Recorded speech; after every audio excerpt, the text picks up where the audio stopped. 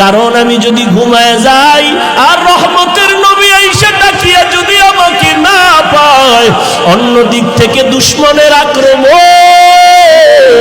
নবীর উপরে আক্রমণ যদি হয়, নবী যদি চলে যায়, আমি আবু বকরের বেঁচে থেকে কি লাভ? কারণ আমি আবু বকর যেই নবীর সোহবত আর নেক নজর এত দামি হয়ে গেলাম, হঠাৎ খবর হয়ে গেল নবী নাই, নবী নাই। মদিনার নবীর একজন আশিক খেজুরের বাগানে পানি দেয়, হঠাৎ করে কানে আওয়াজ নবী নাই।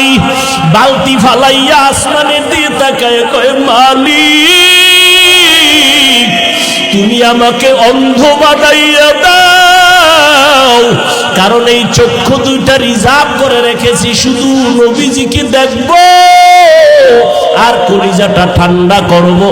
আজ আমার সেই মহব্বতের নবী যদি না থাকে, এই চক্ষু দিয়া অন্য কিছু দেখবো না, তুমি আমার অন্ধ বানায় দাও। কেমন মায়ার নবীর মোহাব্বত রে, নবীর আশিক উম্মতের দল।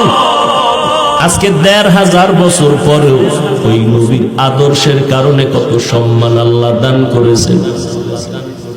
নবীর মোহাব্বতের টুপি, নবীর আদর্শের দাড়ি, নবীর আদর্শের পোশাক, আজকে কত সম্মান। যত বড় কাটটা বেঈমান হোক না কেন, মদিনার পোশাকটা দেখলে সম্মান করার চেষ্টা করে।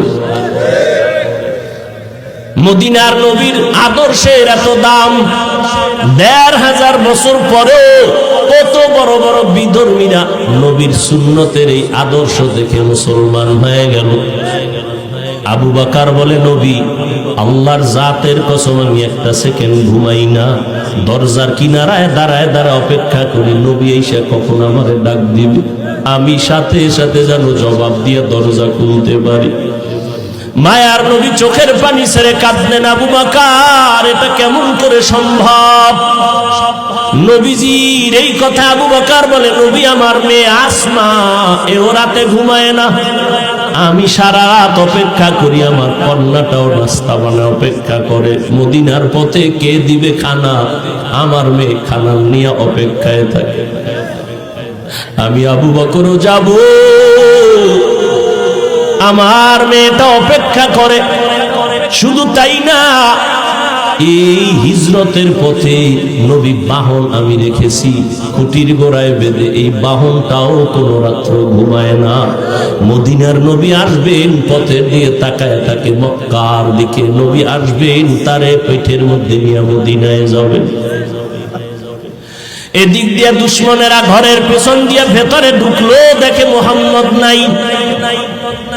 এদিকে সময় খুবই কম, দ্রুত নবী আবু বকরকে নিয়ে বের হয়ে গেলেন।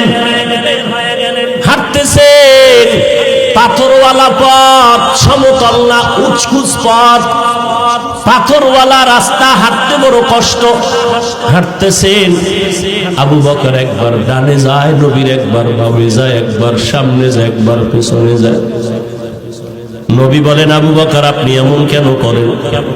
আবু বকর বলে, নবী দুশমনের ভয়, আমি ভয় পাই, ডান দিক থেকে না জানি আক্রমণ আসে ডানে যাই, বাম দিক থেকে না জানি আক্রমণ আসে আমি বামে যাই, পেছন দিকে যাই, আবার পেছন থেকে যেন আক্রমণ করতে না পারে।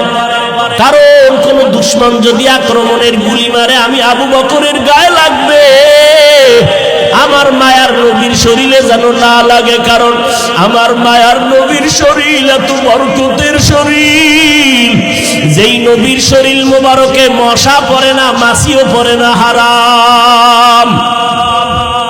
আবু বকর নবী হাঁটতেছেন দুজনে মদিনার পথে। যাওয়ার বেলায় শেষ সময় বাইতুল্লাহর কিনারায় গিয়ে নবী একটু বিদায় দেয়, কান্না করে, এরে বাইতুল্লাহ আমি তোর জন্য বড় পাগল, বড় আশিক। ওরে বাইতুল্লাহ, তোর দরজায় যখন আমার সিনাটা লাগাই, কলিজাটা ঠান্ডা হয়ে যায়। ও বাইতুল্লাহ, দুশমনের ভয়ে পারি না, একটু মুহাব্বত করে সেজদা দিয়া নামাজ পড়ো। আমার আল্লাহর ঘর, আমার আল্লাহর ঘরের দিকে ফিরিয়া নামাজ পড়তে পারি না রে বাইতুল্লাহ। আমার দুশমন কলিজাটা ভেঙ্গে যায় রে বাইতুল্লাহ। তোর গায়ে যখন আমি লাব্বাইকের আওয়াজ দিয়ে হাতটা লাগাই, কলিজা ঠান্ডা হয়ে যায়। ও বাইতুল্লাহ, তোরে রেখে যাইতে মনে চায় না। মদিনার পথে আমার জন্মভূমি, এখান থেকে যেতে মনে চায় না, কিন্তু আমার মালিকের অর্ডার। ও বাইতুল্লাহ, আজ আমি চোখের পানি ছেড়ে কান্না করে যাইতেছি। একদিন আমি হাসি মুখে বিজয়ের মালা নিয়ে বাইতুল্লাহ তোমার কিনারায় এসে হাজির হব।